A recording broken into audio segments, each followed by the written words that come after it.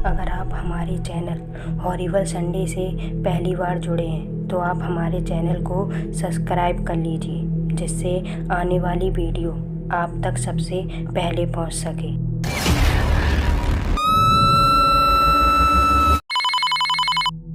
विनय ने फ़ोन उठाया तो उधर से उसका दोस्त सौरभ बोल रहा था। सौरभ ने विनय से कहा कि कल हम लोग राजस्थान घूमने चलते हैं। विनय भी जॉब कर के इतना बिजी हो चुका था कि उसने तुरंत ही हाँ कर दी। तब सौरभ ने कहा, ठीक है, कल रात को 3 बजे मैं तुझे अपने घर के पास चौराहे पर मिलूँगा। विनय ने कहा, जब तुम गाड़ी से आ रहे हो तो मेरे घर पर ही आ जाना। लेकिन सौरभ ने विनय के घर आने से मना कर दिया। दूसरे दिन सौरभ टाइम से चौराहे पर पहुंच गया। वहाँ विनय पहले से ही खड़ा हुआ था। सौरभ ने गाड़ी रोकी और विनय को बैठने के लिए कहा, लेकिन विनय एकदम शांत खड़ा रहा। उसने सौरभ से कुछ नहीं कहा और सौरभ की तरफ एकदम टकी लगाकर देखता रहा।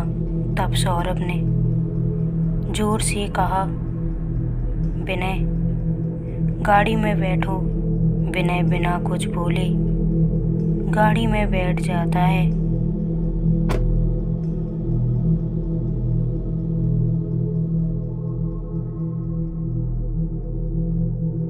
उन्होंने 30 किलोमीटर का सफ़र तय कर लिया था, लेकिन अभी तक विनय ने सौरभ से कोई बात नहीं की थी।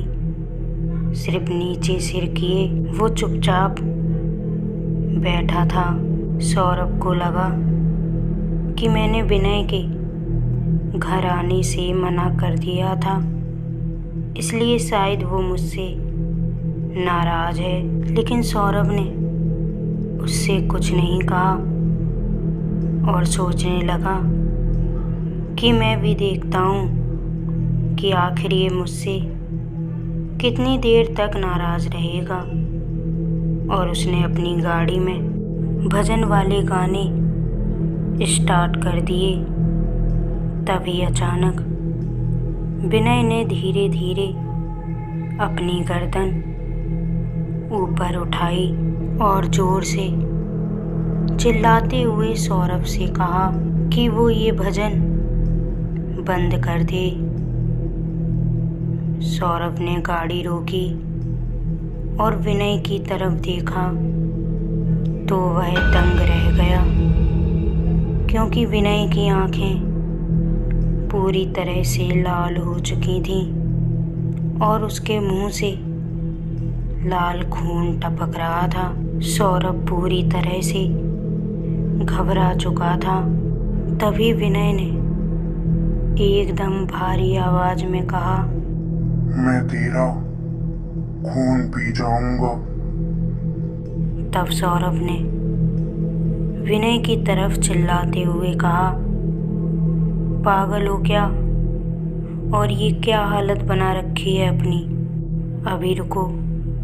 सौरभ ने गाड़ी से उतरकर विनय के घर कॉल किया और विनय की माँ से कहा, आंटी जी, विनय यहाँ पर अजीब हरकतें कर रहा है और अपने मुंह में कुछ लाल रंग जैसा पानी डाल रखा है।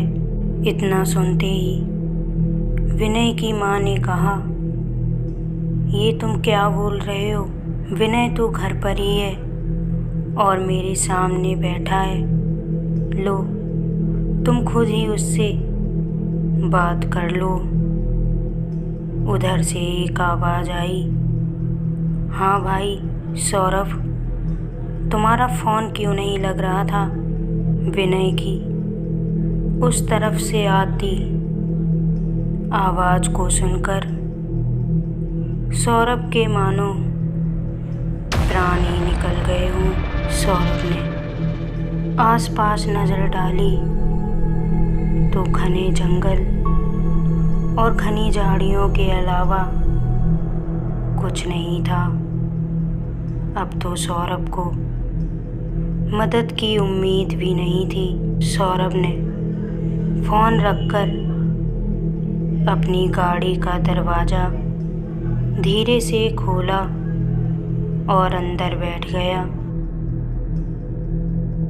और पास बैठे विनय के रूप में उस छलावे से कहा, विनय, तुम पीछे जाकर लेट जाओ, लगता है तुम्हारी तबीयत ठीक नहीं है। और जैसे ही वो नीचे उतरा, सौरभ ने गाड़ी भगा दी।